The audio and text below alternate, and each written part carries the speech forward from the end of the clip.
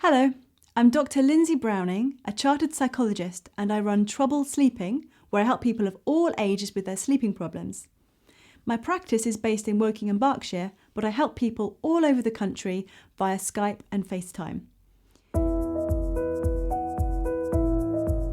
Why is sleep important? It is absolutely vital for health and well-being. Sleep is scientifically proven to help reduce depression, anxiety. It reduces cancer risk. It helps you reduce your dementia risk. It increases your immunity. It helps your memory. And overall, it helps to protect you from diabetes and help you maintain good weight. And if you could take a pill that would do all of those things, you would be taking that pill. I'm sure you would. But the great thing about sleep is that it's free. I'd like to take a few moments now to talk about the science of sleep, because when you're asleep, you might think that your brain just switches off for 7, 8, 9 hours a night and nothing really happens, but that's far from the truth. When you're asleep, your brain is going through a whole host of incredible things, helping you with all of those benefits I just talked about. Your brain is making your body more healthy and making you mentally more healthy. Like I said, you don't just switch off. You go through some things called sleep cycles. A sleep cycle is when you go into a light sleep and then a deeper sleep and then a dreaming sleep. And about every 90 minutes, you'll go through a full sleep cycle. And these cycles repeat throughout the night. These sleep cycles are kind of like waves. So every 90 minutes, you go into a lighter sleep, a deep sleep, and then a dreaming sleep. A light sleep, deep sleep, and dreaming sleep, like waves going across the night. Now, REM sleep is rapid eye movement or dreaming sleep. And that's so called because when you're dreaming, your eyes tend to move rapidly, even though you're asleep and dreaming. But these cycles continue about every 90 minutes throughout the night. So everybody wakes up 4 or 5 times every night, because every time you go through one of these sleep cycles, you'll wake up. Whether you've woken up for 20 seconds and you don't remember it, or you've woken up for 5 minutes. It doesn't change the quality of your sleep because these sleep cycles are still the same. So please don't worry if you wake up in the night, or if your Fitbit or whatever tells you you woke up however many times last night. If you didn't know that everyone wakes up 3, 4 times every night, you might be worried about your sleep. Oh my goodness, this is bad. I need to sleep better tonight. And the more importance you put on sleep, the less likely you are to actually sleep well. So just relax and don't worry about it. If you wake up to go to the loo, just go to the loo, come back to bed again, and go back to sleep again. Your sleep quality is just as good. That's also really important as we age, because as we age, we tend to remember more of these awakenings. And I see a lot of people who are in that older age bracket who say, well, it's needing the loo that's waking me up. It wasn't that going to the toilet woke you up. It's just that you're awake enough to register that you need the toilet. That's perfectly normal because you haven't been to the toilet for 3 or 4 hours. So just get up, go to the loo, don't worry about it, and go back to bed again, go back to sleep. And your sleep quality is just as good. Don't worry about it. Let's look at how much sleep you actually need, and are you getting enough?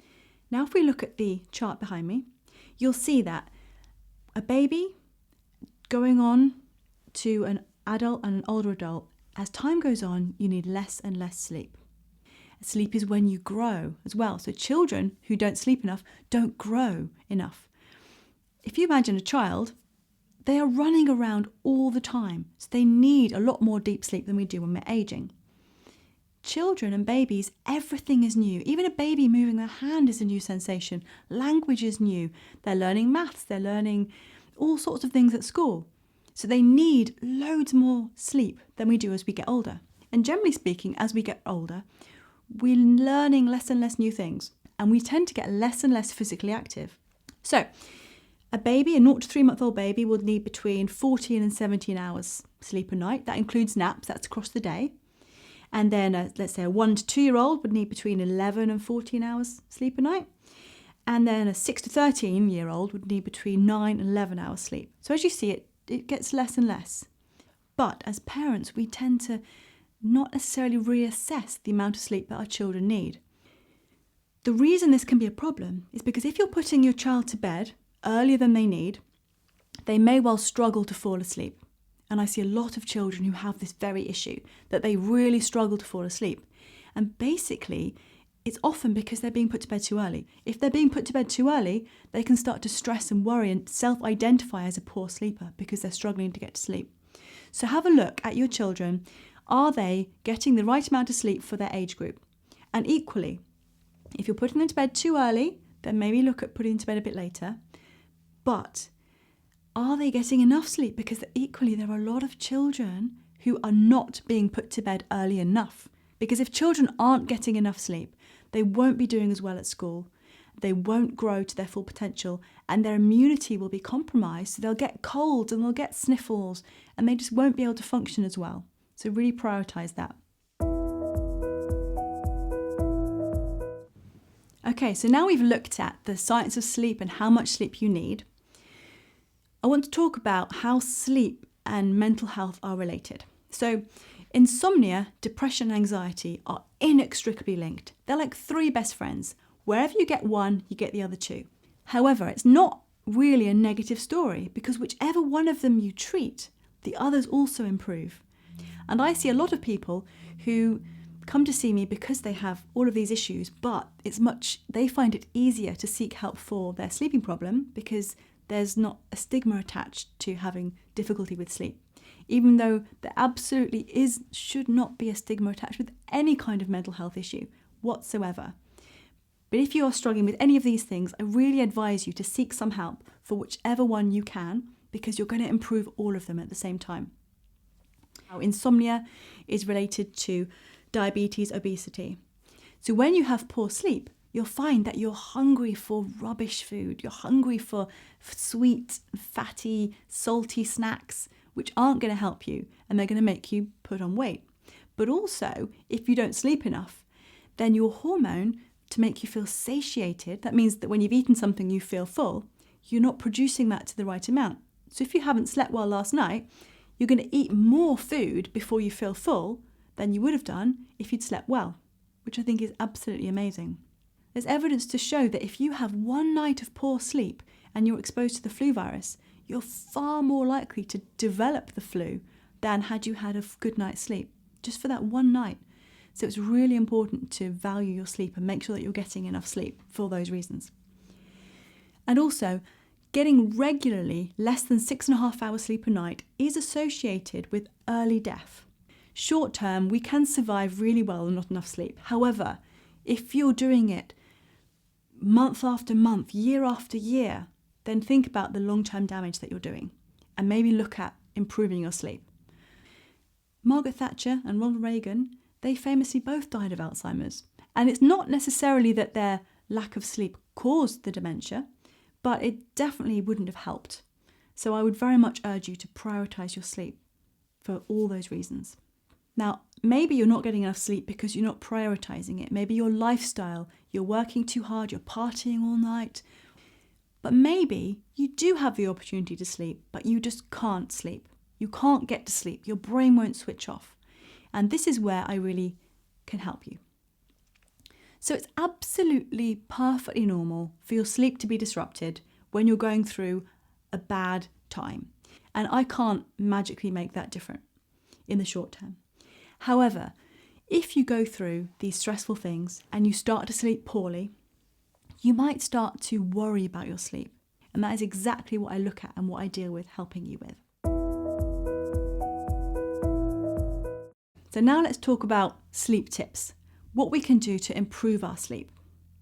If we are going 100 miles an hour, busy, doing all these things we have to do before we go to bed, including working and sorting the kids out and everything, and then you just finished the last thing you had to do, you turn your computer down, get into bed, your brain is going to be buzzing still. You haven't wound down. You can't just switch it off. So I recommend a nice sort of routine before bed, including a warm bath.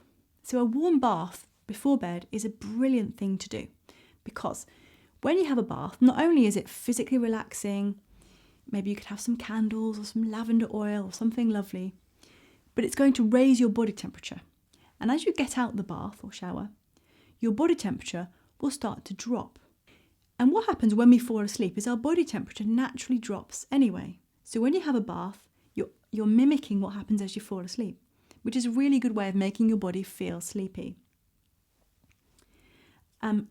Also, a good bedroom environment is important. As much as I love the sun and I love heat, in a heat wave, we're not likely to sleep well, because if the room is too hot, your body temperature will struggle to drop, and therefore you'll struggle to sleep. And that's what happens in a heat wave. So if you keep your bedroom nice and cool, you have light covers, you keep the window open maybe, then you're going to enable the room to be cooler so that your body temperature can drop when you need to go to sleep, which is going to be helpful. So lots of people know that it's not a great plan to have a massive meal right before bed and then go straight to sleep, because you'll have indigestion, your stomach's going to be swollen, you're going to be diverting lots of energy into digesting the meal, and you might struggle to sleep.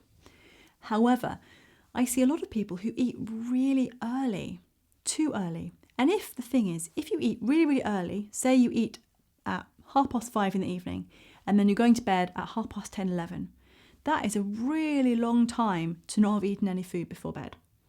When we go to bed, we're designed to, if we're hungry, our adrenaline levels go up, because when we used to be cavemen, if we're hungry, we need to have the energy and the impetus to go and find food, to go and hunt. So if you're going to bed hungry, your adrenaline is going to be up. You're going to be anxious because your body's going to be saying, we need to go and find food.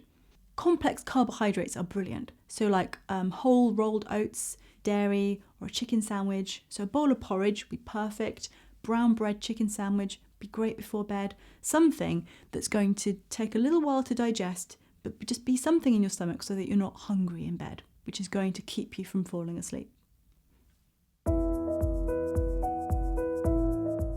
I hope you found this really useful to give you some insight into what sleep is, how important it is, and some tips for how to sleep better. Most of the time, all that's needed is that one session with me to help resolve your sleeping issues. So give me a call today so that I can help you on your journey to a better night's sleep.